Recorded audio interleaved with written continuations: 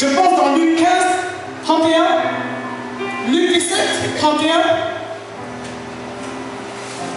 Voici, si seulement ta foi est petite comme un grain de sénévé, tu pourras dire à cette montagne, déracine-toi et jette-toi dans la mer, et cela se fera ainsi. Mais il n'a pas dit que ta foi restera comme un grain de sénévé. Il a dit, même si tu as une petite foi, et que cette foi, tu la bases sur ce que Dieu dit. Il dit cette montagne. Et quand il parle de montagne, il n'a pas parlé d'une montagne physique, mais il a parlé des problèmes, des défis, de tous ceux qui s'élèvent, qui cherchent à défier ta foi, qui cherchent à troubler ton intérieur, qui cherchent à enlever ta paix. Jésus dit que tu peux parler aux circonstances. Tu peux parler aux circonstances. Tu peux parler aux circonstances. Tu peux parler aux défis de ta vie. Tu peux parler au combat de ta vie. Alléluia. Parce que ta parole a un impact sur le monde physique et sur le monde spirituel. Jésus, pendant qu'il y avait une grande tempête, va parler de la tempête. Et la tempête va se taire. Physiquement, il avait la domination. Ce même Jésus arrive à Gadara. Il va rencontrer un homme. Mais en fait, ce n'était plus vraiment un homme. Il était devenu comme un animal, vivant dans la caverne, avec les habitudes d'animal. Et cet homme était rempli des milliers de démons. Et Jésus va menacer ces démons qui vont quitter le corps de cet homme. Jésus a l'autorité et la domination sur les choses spirituelles. Et avant de remonter, il a dit, voici tout pouvoir m'a été donné dans le ciel, sur la terre et sur la terre. Et ce pouvoir, il a donné à l'Église, ce pouvoir, il te l'a donné à moi et à toi. Alléluia. Cesse de t'appuyer, dis à celui qui est à côté de toi, cesse de t'appuyer sur des prières empruntées.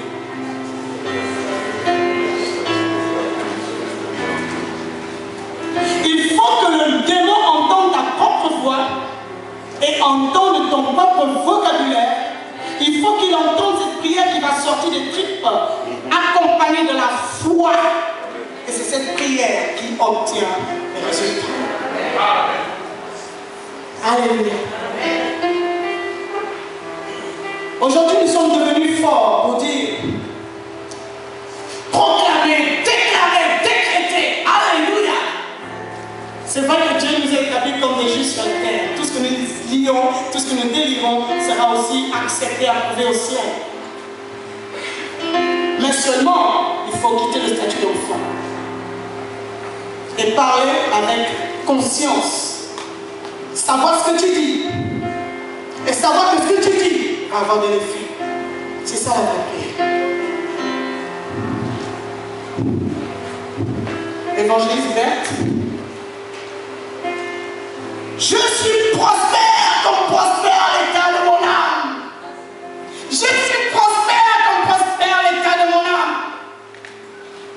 Mais si on voit l'état de ton âme n'est pas prospère.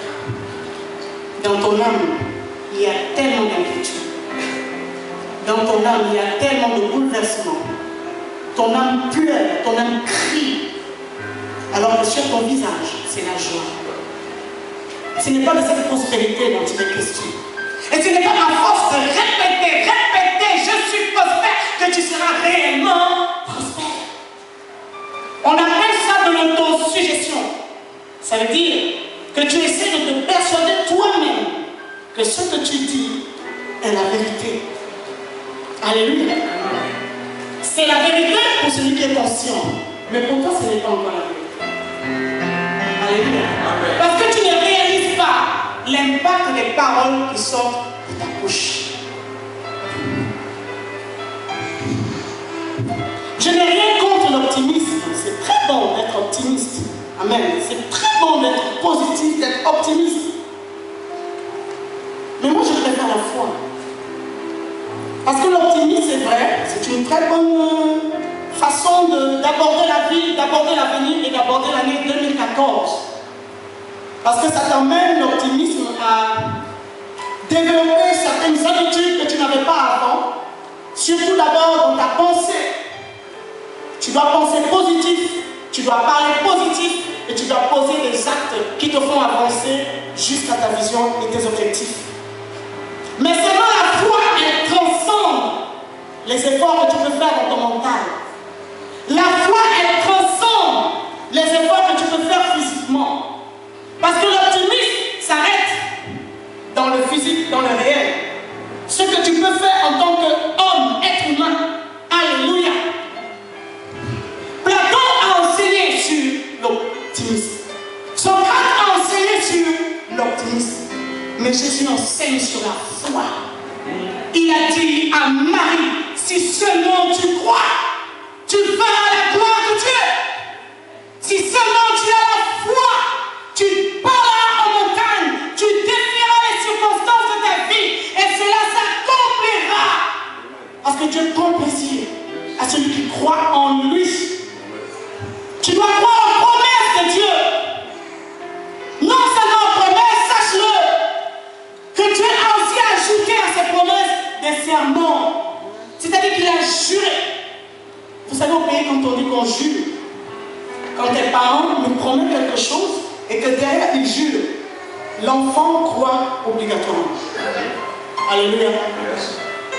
Parfois on jure pour jurer. Je jure sur la tombe tel, je jure sur la tête de ci, je jure ci.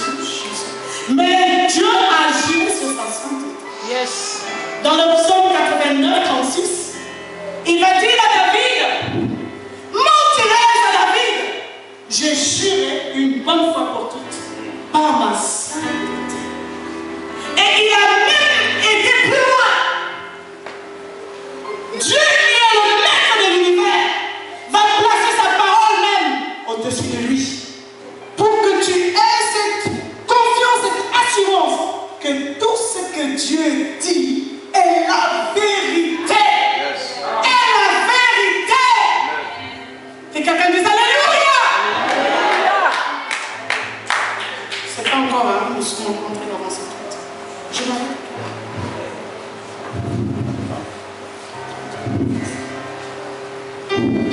Gloire à Dieu. Nous continuons notre histoire. Jésus tarde à arriver pendant que son ami est en train de mourir. Les disciples ne comprennent pas. Marie-Marthe ne comprend pas. La foule ne comprend pas. Et cette grande foule, il fallait qu'elle soit présente. Parce que Dieu avait planifié dans son programme pour Béthanie qu'il devait y avoir un miracle qui devait être reconnu aussi bien au milieu des religieux, aussi bien au milieu des juifs. Tout le monde devait savoir dans la famille que voilà le miracle, un vrai miracle, a été produit non pas en catimini, mais publiquement. Je ne parle pas du miracle, tu vas prier pour ton enfant pendant qu'il souffre la nuit parce qu'il a la fièvre et l'enfant guérit. Je ne parle pas de ce genre de miracle. Je parle du genre de miracle où aucun savant, aucun médecin, aucun occultiste, aucun être humain, même pas les circonstances de la vie, ne peuvent l'expliquer. Quelque chose d'extraordinaire qui doit bousculer l'entendement de l'homme et amener l'homme à réaliser il n'y avait que Dieu qui pouvait le faire. Il n'y avait que Jésus qui pouvait délivrer cette femme. Il n'y avait que Jésus qui pouvait lui donner du travail. Il n'y avait que Jésus qui pouvait lui donner un enfant. Il n'y avait que Jésus qui pouvait l'emmener à prospérer dans ses affaires. Il n'y avait que Jésus. Alléluia. Quand Jésus arrive, c'est trop tard. Il est mort. Lazare est mort. Dites, Lazare est mort. N'ayez pas peur. Souvent, nous sommes tellement dans la foi qu'on n'aime pas citer les réalités. Il faut parler. Dis, Lazare est mort. N'ayez pas peur. Lazare est mort. Lazare est mort. Dis, allons-y, Lazare est mort.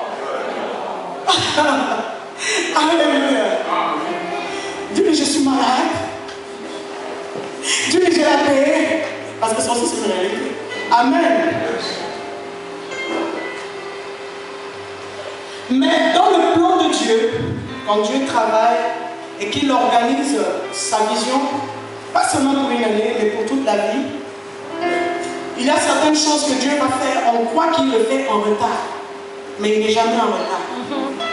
Il connaît tous les paramètres, toutes les conditions doivent être réunies pour que toute la gloire lui revienne à lui seul. Dans la tradition juive, il y a une des traditions qui dit que à l'époque, lorsque quelqu'un mourait, en fait, il fallait attendre 3 jours pour que la mort soit réellement attestée. Amen. Parce qu'ils estiment que lorsque l'esprit sort du corps, il continue de rôder autour du corps pendant 3 jours. Alléluia.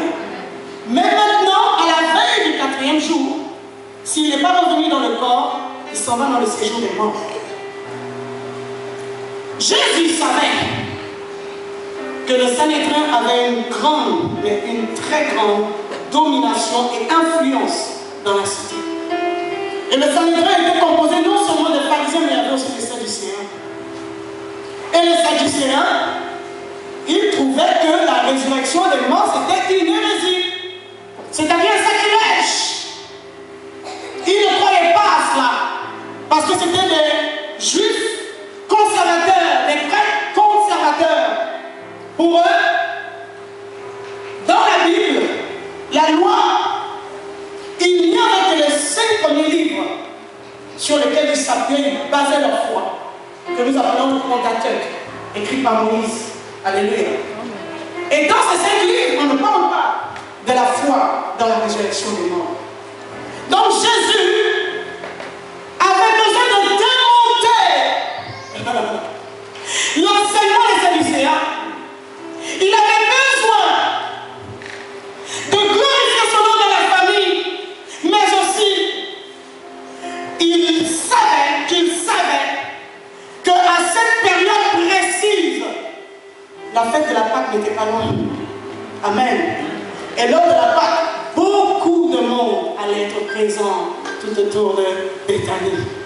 Et qu'est-ce qui pouvait faire que Béthanie devienne une zone ou une ville touristique où tout le monde, il y a des villes comme ça, vous savez, dans la mer, si vous allez un peu regarder dans les agences de voyage, il y a des villes comme ça, on a comme l'impression que les touristes s'entendent à aimer aller dans une même ville, peut-être en 2013, 2014, c'est peut-être Tokyo, 2013, c'est peut-être...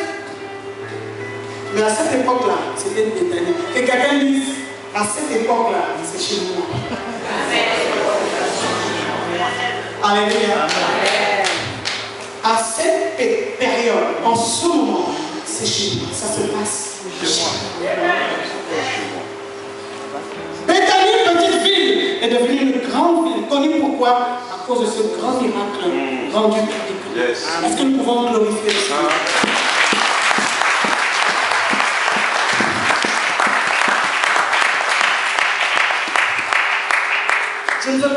Je vais aller assez vite. Je vais aller assez vite. Alléluia.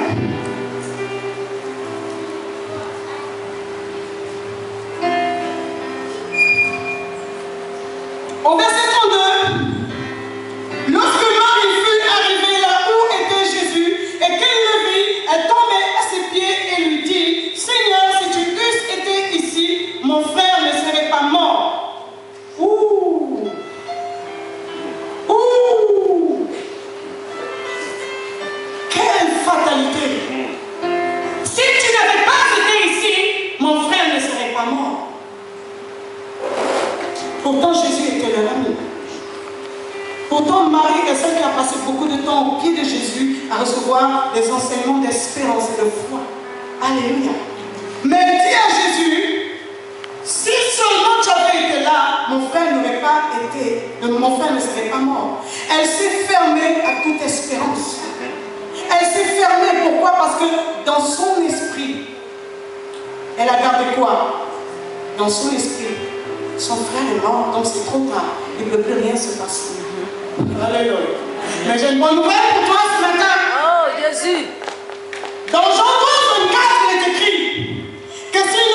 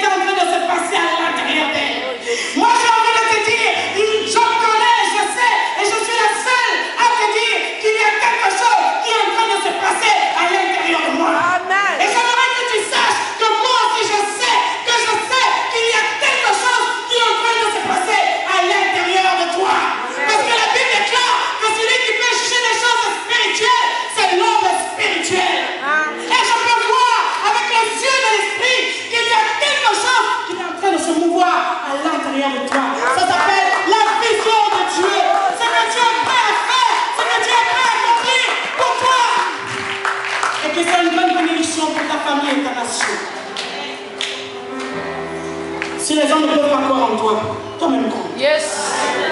Si les gens ne peuvent pas t'encourager, encourage-toi. Amen. Il y avait des moments, David avait certainement du mal à prier.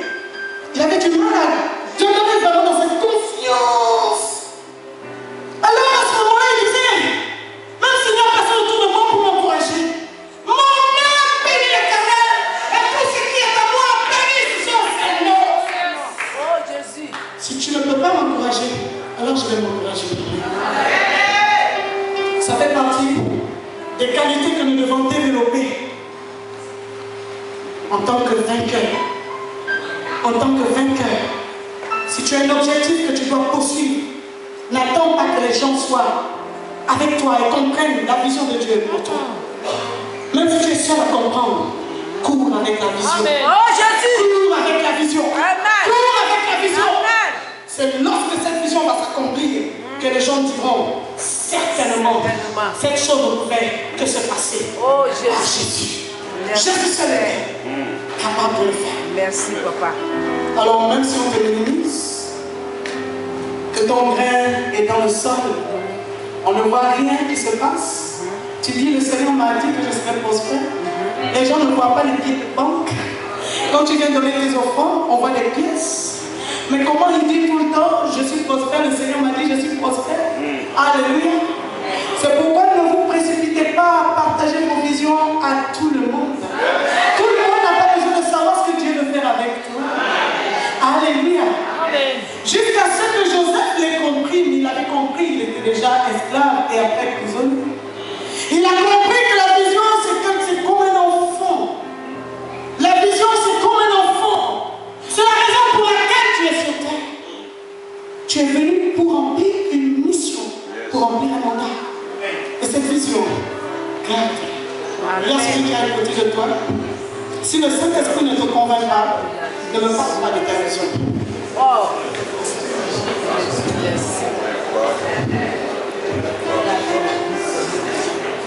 Il y a des choses que tu sens en toi qui bouillonnent. Ça fait longtemps que Dieu te parle. Mais tu le maintiens et tu retiens. Il est temps de lâcher prise. Amen. Il est temps de faire sortir tout ce qui est au-dedans de toi et permettre à Dieu, qui marche avec toi depuis si longtemps, d'accomplir ce pourquoi il t'a envoyé dans ces lieux. C'est pour que son nom soit glorifié. Amen.